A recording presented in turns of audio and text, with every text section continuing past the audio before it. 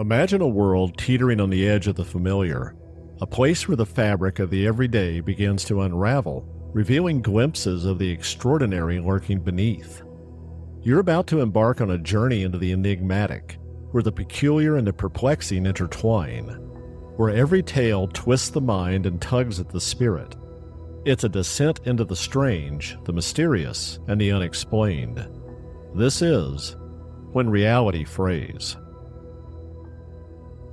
New episodes are published every Monday and Thursday, and When Reality Frays is available everywhere fine podcasts are found. Before we move on, please hit that follow or subscribe button and turn on all reminders so you're alerted when new episodes are released. Today's episode contains two stories. First up is The Night of the Hollow Eyes, a story of an alien invasion in the hills of Kentucky. And the second story of the day is The Murder of Teresita Basa, a tale of a horrible death and justice from beyond the grave. Now, let's get to the stories. Imagine a summer night deep in the rolling hills near Kelly, Kentucky. A farmhouse stands alone, its tin roof glinting under a crescent moon. The Sutton family and friends, simple folk, rooted in soil and faith, are preparing for sleep. But unexpected visitors are about to upend their world. Come along and step onto their porch. This is the story of The Night of the Hollow Eyes. The summer of 1955 had scorched Christian County, Kentucky into submission. The merciless sun had baked the red clay soil until it cracked like old leather. Dust clung to everything: boots, porches, the wilted tobacco leaves drooping in the fields around the Sutton farmhouse. The house itself was a relic of a bygone era, perched just outside the tiny burg of Kelly. Its clapboard walls were weathered gray and sagging under the weight of decades. No electricity hummed through its bones, no telephone line tethered it to the world, just the flicker of kerosene lamps and the creak of floorboards worn smooth by generations of hard living. Inside, the air was heavy with a brew of sweat, cornbread, fried chicken, and the faint metallic tang of lamp oil. 5 adults and 7 children were outside, seeking relief from the sweltering heat indoors. Their voices a chaotic symphony of laughter, scolding, and the occasional whine. It was a gathering born of kinship and the restless itch of a long, hot August. Glennie Lankford, the family matriarch, sat in a rocking chair, her steel-gray hair pulled tight in a bun. Her face was etched with lines from years of widowhood and toil.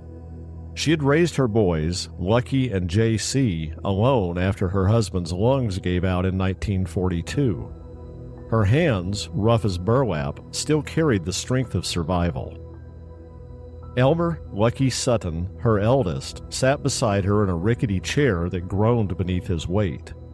He had earned his nickname in his carnival days, dodging trouble with a grin and a quick fist, but now he tilled the land and kept the family fed.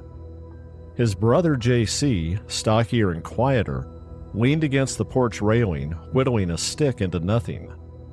Vera, J.C.'s wife, kept a close eye on the children, while June Taylor, a soft-spoken woman with nervous hands, hovered near her husband, Billy Ray. Billy Ray Taylor was the odd man out, a lanky Pennsylvanian with a mop of dark hair and a restless energy that didn't fit the slow drawl of rural Kentucky. He had met Lucky years back working the midway at a traveling carnival. Billy Ray charmed rubes with sleight of hand, and Lucky wrestled drunks for extra cash. Now, he paced the Sutton's yard, his boots scuffing puffs of dust into the air. Dusk was alive with the drone of cicadas and the rustle of brittle leaves in the tinder-dry trees. The sky stretched wide, bruised with streaks of orange and purple. Looking up, Billy Ray stopped dead as a light, blinding and unnatural, ripped across the heavens. "Look at that!" he shouted, pointing skyward. It was a comet-like streak, pulsing with colors no painter could dream. Crimson bleeding into sapphire, violet shimmering like a living thing. It wasn't a star, wasn't a plane. It moved with intent, arcing low over a gully a half-mile off before settling into the shadowed trees. The children fell silent in wonder, but the adults felt a wariness of the unknown. Rusty, a mangy mutt who had been playing with the children, stared in the direction of the gully, testing the air. Scenting something he didn't like, Rusty's hackles went up and he barked, his voice sharp and frantic. "Something's out there," Lucky said, low and tight. Lucky grabbed a 12-gauge shotgun from its perch by the door. Billy Ray dashed inside and returned with a pistol, which he tossed to JC, and .30-30 lever rifle for himself. "Everyone get in the house," Lucky ordered as the men created a barrier to protect the women and children. Gwenny herded everyone else inside, casting a worried glance at her boys before closing the door. The yard lay still, save for Rusty's barking, until a shape emerged near the chicken coop. It was small, no taller than a child, but wrong. Terribly wrong. Its skin shimmered like molten silver, wet and reflective under the moonlight. Its arms stretched long and thin, ending in claws that glinted faintly, and its head, too large, too round, tilted as if sizing them up. But the eyes were the worst, hollow, glowing yellow, like twin lanterns burning a cold, alien fire. They didn't blink, didn't waver, just bored into the men with an unyielding stare. Billy Ray fired, the rifle's crack shattering the silence. The thing flipped backward and tumbled a few feet, but it wasn't dead. With a sound like nails scratching on tin, it leapt up, apparently uninjured by the heavy bullet, and skittered away into the shadows. "Lord Almighty," Lucky whispered in disbelief. "What in the hell was that?" The men saw more movement in the trees, and Rusty exploded in a fresh round of barking. They held their weapons tight, ready to shoot, but neither had a target. "Get inside," Lucky said, grabbing Rusty's scruff and dragging him along. Bursting through the door, Lucky ignored the concerned looks. The younger children were crying, and JC snapped at them to be quiet. Billy Ray hurried to a window, recoiling so violently he fell backwards. He had just come face to face with one of the things, with only a thin screen separating them. Another appeared at a different window, its claws scratching the frame as it peered inside. Its glowing eyes locked on the kids. The shotgun roared as Lucky blasted through the glass, point blank. The creature somersaulted away, unharmed, its metallic skin ringing with a high, eerie chime that lingered in the air. Inside, chaos erupted. Gwenny's voice cut through like a whip crack. "Get the young'uns back!" She grabbed up a double-barrel shotgun at least as old as she was and herded the whimpering, wide-eyed children into the back room. Vera and June followed, shoving a dresser against the door while Gwenny raised the shotgun and pointed it at the window. She had faced down bears and not a few bandits trying to take from her family over the years, but this was a terror she couldn't name, a violation of the natural order she had always trusted. The creatures, 12, 15, maybe more, swarmed the house, their movements jerky and unnatural, like puppets animated by invisible strings. They skittered across the tin roof, claws scraping like chalk on slate, sending shivers down spines. They tapped at the walls with a rhythm that set teeth on edge. Billy Ray swore one grabbed his hair when he leaned out to shoot, its grip icy and unyielding like a dead man's hand, until Lucky's blast sent it tumbling off the overhang. Bullets and shotgun loads blew out all the windows, but the things were impervious and kept coming, their hollow eyes glinting in the dark. Gwenny fought too, but the old shotgun could only fire twice before having to be reloaded. That's what she was doing, attention momentarily off the window, when one of the creatures leapt through to stand staring at the cowering children. Its oversized head was cocked, bat-like ears twitching faintly. Silver skin shimmered, rippling like water under the lamplight. The women screamed, rushing to place themselves between the creature and the children. Gwenny fumbled fresh shells into the shotgun and immediately fired at the intruder. The force of the blast sent it tumbling, but it snapped right back onto its feet. Gwenny pulled the second trigger, a load of buckshot slamming the creature against the wall.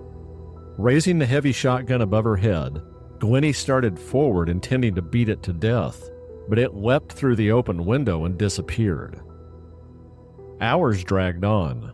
The children sobbed quietly, their faces buried in blankets, while the adults reloaded and fought with shaky hands. JC stood guard at the back window, his jaw clenched tight. Vera whispered prayers under her breath. June clung to Billy Ray, her soft voice pleading, "We gotta get out of here." But he shook her off. "Not till they're gone." By 11 p.m., the creatures had quieted, but Lucky could still see them out there, lurking just beyond the lamplight. "We gotta make a run for it," Lucky said, his voice hoarse. Gwenny nodded, her jaw set like iron. They made a desperate plan: pile into the cars and run for Hopkinsville, 8 miles away. The adults grabbed kids and burst out of the front door in a frantic scramble to 2 battered Fords parked under the branches of an old oak. The creatures didn't try to stop them, just watched from the deepest shadows. Engines sputtered to life, tires kicking up clouds of dust as they tore down the rutted road, the night swallowing their taillights. The Hopkinsville police station was a blur of light and noise, a stark contrast to the suffocating dark they'd fled. They spilled inside, a tangle of fear and exhaustion, their voices overlapping in a frantic chorus. "We've been fighting them for hours," Lucky shouted, slamming his fist on the desk. "Little men, silver glowing, yeller eyes trying to get in our house." Billy Ray paced, his shirt soaked with sweat, while Gwenny stood rigid, her shotgun still in hand, daring anyone to call her a liar. The kids clung to her skirts, their faces streaked with tears and dirt. Sheriff Russell Greenwell, a grizzled man with a skeptic squint, looked them all up and down. He saw the terror in their eyes, and Gwenny's unyielding stare, then slowly nodded to himself as he reached a decision. Within minutes, a convoy rolled out. 6 deputies and the sheriff, armed like they were ready for war. At the farmhouse, the silence was oppressive, the air heavy with the scent of spent shells and something acrid, unplaceable. The deputies swept the property, their flashlight beams cutting through the dark.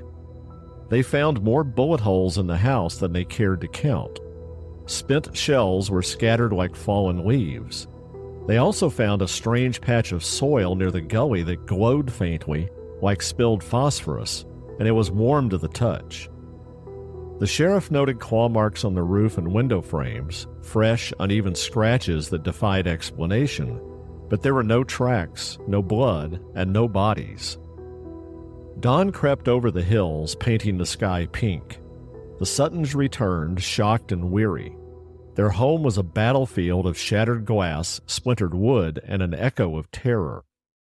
Gwenny stood on the porch, staring at the woods, her shotgun cradled in the crook of an arm. "They'll come again," she said, her voice flat but certain. "They ain't done with us." Dawn breaks over Kelly, Kentucky, and the goblins are gone, vanished as if they'd never been. Other than terrified, none of the Suttons nor their friends were harmed.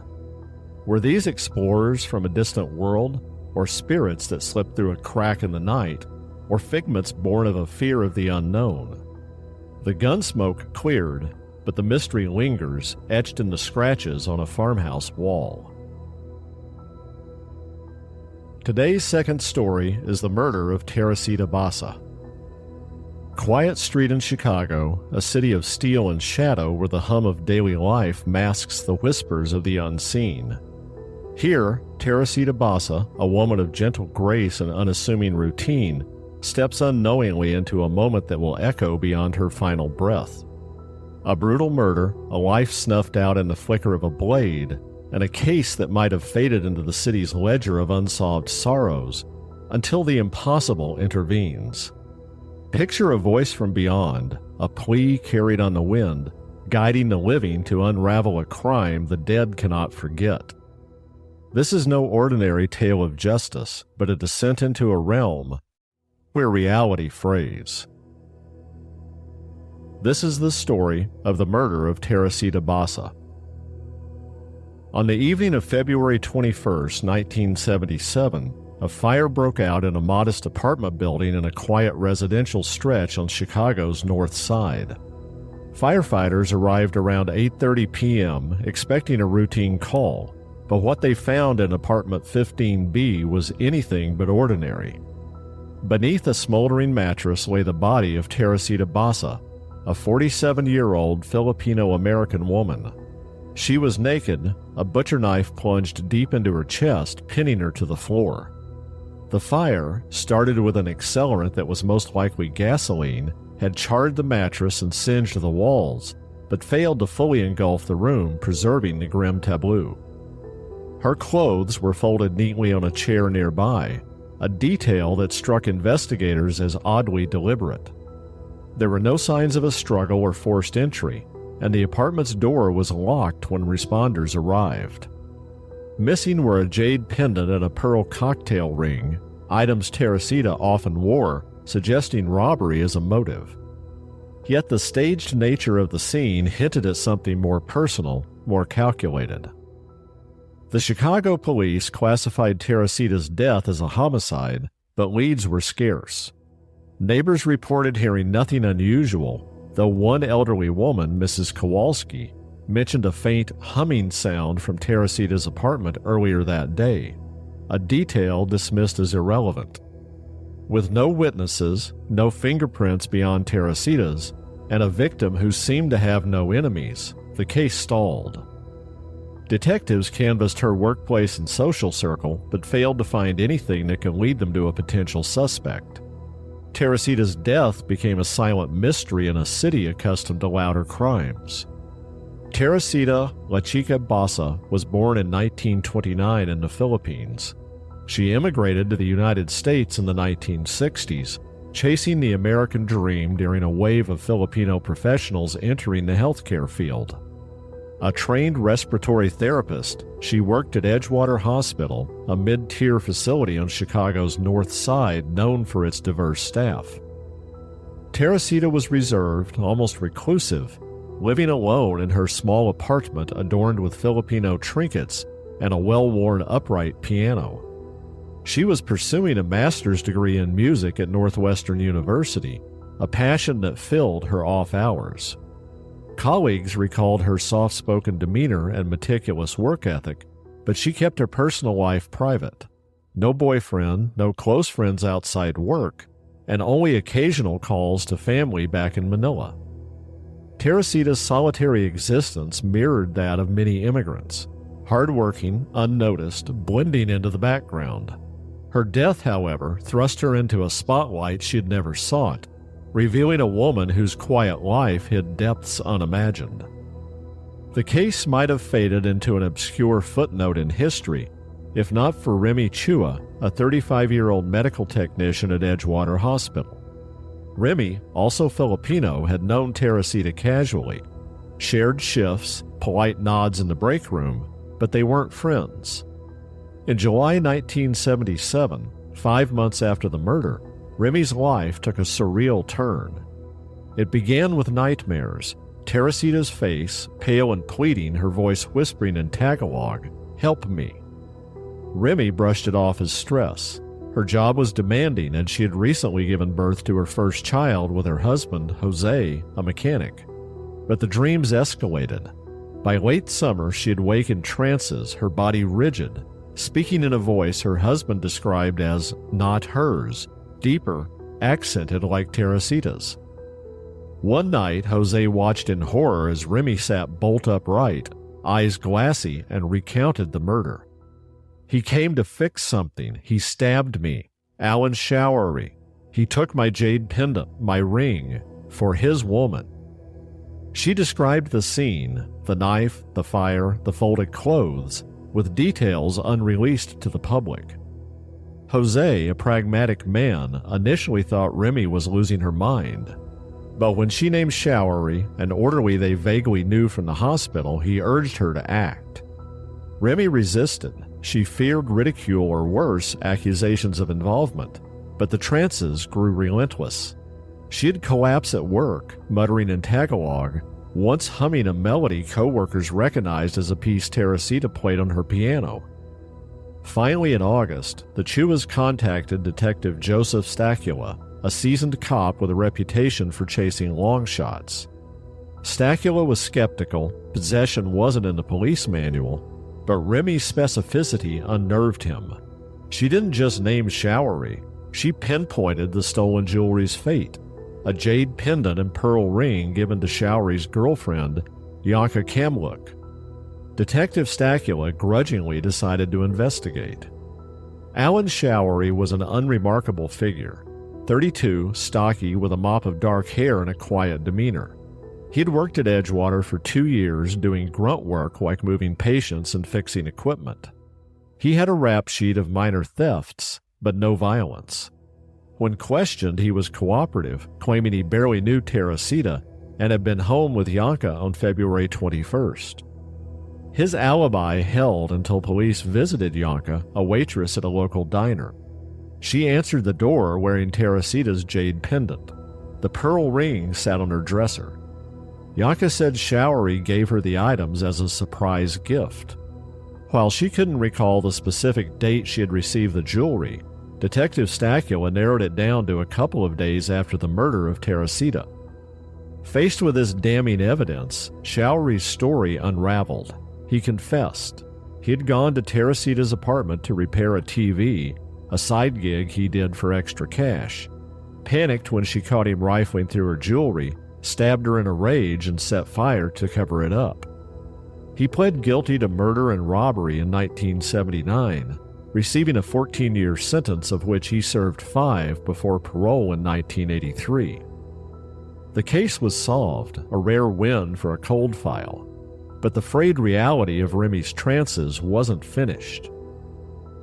Showery's conviction closed the legal chapter, but a jarring twist emerged years later, upending the robbery gone wrong narrative. In prison, Showery confided in a cellmate, Eddie Lopez, that he didn't recall the murder. He claimed he had entered Teresita's apartment, felt a wave of darkness, and woke up bloody, the knife in his hand, the fire already lit. Lopez claimed Showery wept, insisting something else did it through me. This echoed his initial defense, blackout, no intent, which the court had rejected as a ploy. But in 1984, Father Dominic Rinaldi, a Catholic priest who'd ministered to Showery in jail, came forward with a bombshell. Father Dominic, a wiry man with a penchant for troubled souls, said Showery begged him for an exorcism in 1980. He described Showery as tormented, clawing at his skin, muttering about a voice that pushed him to kill. During the ritual, performed in a prison chapel, Showery convulsed, vomiting a black tar-like substance, a hallmark of demonic expulsion in Catholic tradition. The priest burned sage, prayed in Latin, and claimed a heavy presence lifted from the room. The priest kept this quiet until Showery's death in 1998, but swore it was true, backed by a guard's affidavit of the exorcism. Was Showery a calculating thief and murderer, or a pawn of something from that shadowy region where reality frays? The stories presented are inspired by true events. Names may have been changed for privacy reasons. New episodes of When Reality Frays are uploaded every Monday and Thursday. If you're enjoying the journey into the strange, the mysterious, and the unexplained, be sure to press that follow or subscribe button and turn on all reminders so you're alerted whenever an episode drops. Until next time, thank you for listening to When Reality Frays.